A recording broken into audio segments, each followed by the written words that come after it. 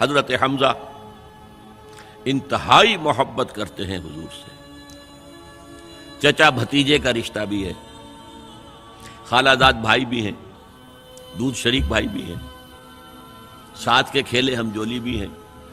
6 سال بیت گئے ہیں، سوچا ہی نہیں بھتیجا کیا کہہ رہا ہے، سوچا ہی نہیں۔ اپنی تیر کمان لی نکل گئے، شکار کر رہے ہیں، وہیں پہ بھون بھون کے کھا رہے ہیں، یہی ان کی ہابی تھی۔ جیسے حضرت اسماعیل کا نقشہ آتا ہے علیہ الصلوۃ والسلام، حضرت حمزہ کا بھی سیرت و کردار کے اعتبار سے وہی نقشہ تھا۔ 6 سال لگ گئے، سوچا ہی نہیں،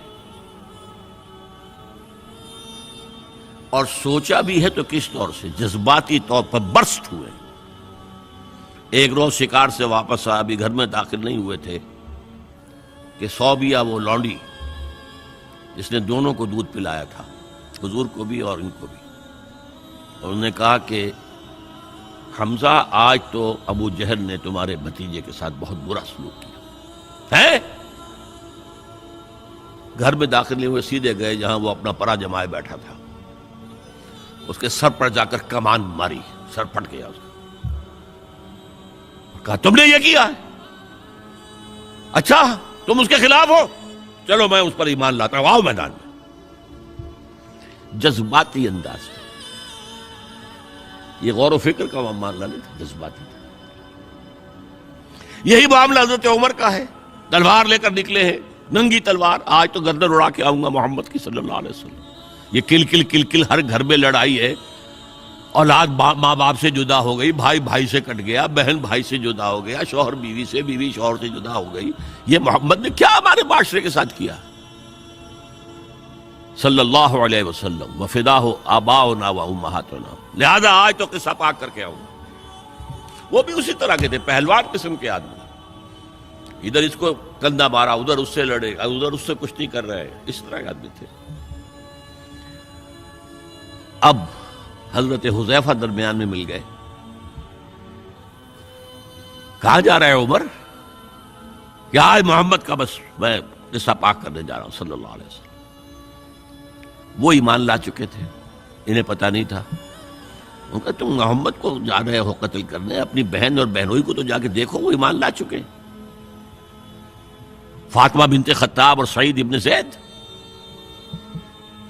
اب جو انہیں غصہ چڑھا ہے، آگ بگولا ہو کر آئے، دروازہ پیٹا ہے، وہاں اندر میاں بیوی بیٹھے ہوئے، سورہ شعراء کی آیات، سورہ طٰہٰ کی آیات نازل ہوئی تھی، اور حضرت خباب بن الارت آئے تھے وہاں پہ انہیں پڑھانے کے لیے، تو پڑھا رہے تھے۔ معلوم ابو عمر آ گیا، انہیں تو کہیں چھپایا، دروازہ کھولا، کیا پڑھ رہے تھے تم؟ یہ چپ۔ بہنوئی کے تھپڑ مارا زور سے، بہن درمیان میں، اس کے تھپڑ مارا۔ بہن کا ایک جملہ، عمر چاہے تم ہمیں ہلاک کر دو، اب جو دین ہم نے اختیار کیا ہم نہیں چھوڑنے والے۔ موم ہو گیا۔ یہ صنف نازک، اس میں اتنا دم خم کہاں سے آ گیا؟ عرب کے اس معاشرے میں عورتوں کا مقام کیا تھا؟ ان کی کوئی حیثیت تھی کہ مردوں کے سامنے بول سکے؟ اچھا کیا پڑھ رہے تھے مجھے بتاؤ؟ نہیں تم نجس ہو، وہ کلام پاک ہے، تم نہیں پڑھ سکتے۔ نہاؤ، غسل کرایا، پھر سورہ طٰہٰ کی آیات پڑھی، مان لے آئے۔ جو تلوار ننگی کر کے جا رہے تھے، اس کو جیسے غلاموں کا رواج تھا کہ وہ تلوار کو اپنی گردن کے اندر لٹکاتے تھے، وہ لٹکا کر لے کر گئے۔ یہ شہداء ہے۔ ہماری امت کے عظیم ترین صدیق ابو بکر اور عثمان رضی اللہ تعالی عنہما، اور عظیم ترین شہداء حمزہ اور عمر رضی اللہ تعالی عنہ۔ اب آئیے آخری مرحلہ میری گفتگو کا۔ جن لوگوں نے حضور کا ساتھ دیا، اور ساتھ دینے میں یہ شہداء آگے نکل جاتے ہیں، صدیقین پیچھے رہ جاتے ہیں۔ یہ غور و فکر کرنے والے، وہ جو اقبال نے کہا نا کہ لاکھ حکیم سر بجیب ایک کلیم سر بکف، تو یہ جو ہوتے ہیں شہداء، یہ سر بکف والے لوگ ہیں، تو یہ آگے نکل جاتے ہیں۔ پھر لہذا حضرت عمر کے ایمان لانے پر پھر مسلمانوں نے مسجد کے اندر آ کر اور کھولا صحن کعبہ کے اندر آ کر نماز پڑھی. اور جب ہجرت کے لیے نکلے ہیں تو اعلان کر، باقی چھپ کے نکلتے تھے صحابہ، چھپ کر پتہ لگ جائے کسی کو. اور آپ نے آ کر وہاں 2 رکعت نماز پڑھی اور کہا دیکھو میں جا رہا ہوں، ہجرت کر رہا ہوں، اگر کسی کی خواہش ہو کہ اس کی ماں اسے روئے تو آئے اس پہاڑ کے پیچھے میرا مقابلہ کر لے، روک لے مجھے. تو یہ تھے حضرت عمر.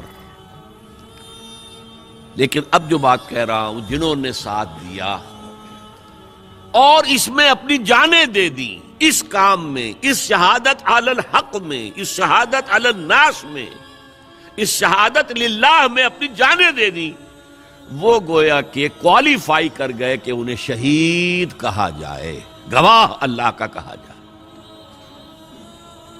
اب حضور کی آنکھ بند ہو رہی ہے. سب سے بڑی اگریو پارٹی کون سی تھی؟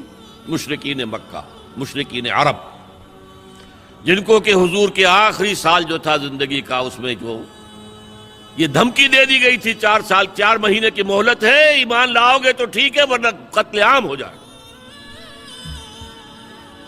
اب وہ جو سر اپنا دبک کر بیٹھ گئے تھے، اب وہ کھڑے ہوئے.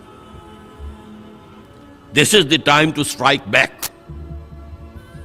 جھوٹے نبی کھڑے ہو گئے، زکوٰۃ نہیں دیں گے.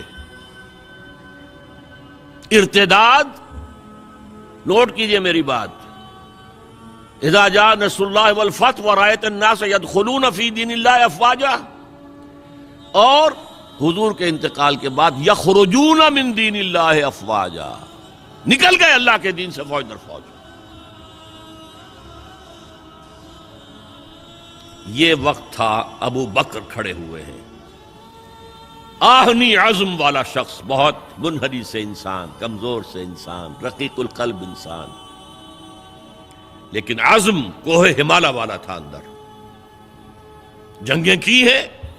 عمر جیسا شخص بھی کہہ رہا ہے رضی اللہ تعالی عنہ کہ دیکھیے مصلحت دیکھیے، آپ نے جیش اسامہ کو روانہ کر دیا ہے، ٹھیک ہے، حضور نے تیار کیا تھا، آپ نے کہا میں کیسے روک لوں.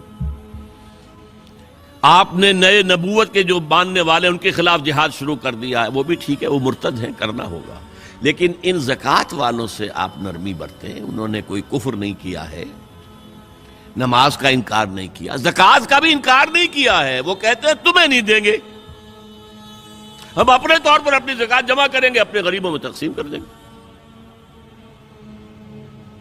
حضرت ابوبکر نے فرمایا کہ خدا کی قسم اگر حضور کے زمانے میں یہ اونٹ جب دیتے تھے زکوٰۃ کے، اور اس کے ساتھ اونٹ کا گھٹنا باندھنے والی رسی بھی دیتے تھے، اور آپ کہیں کہ اونٹ لے جاؤ رسی نہیں دیں گے، تب بھی میں جنگ کروں گا. ایبدل الدین وانا حی، کیا دین میں ترمیم ہو جائے گی جبکہ میں ابھی زندہ ہوں؟ اور اگر کوئی میرے ساتھ نہیں جائے گا تو میں اکیلا جاؤں.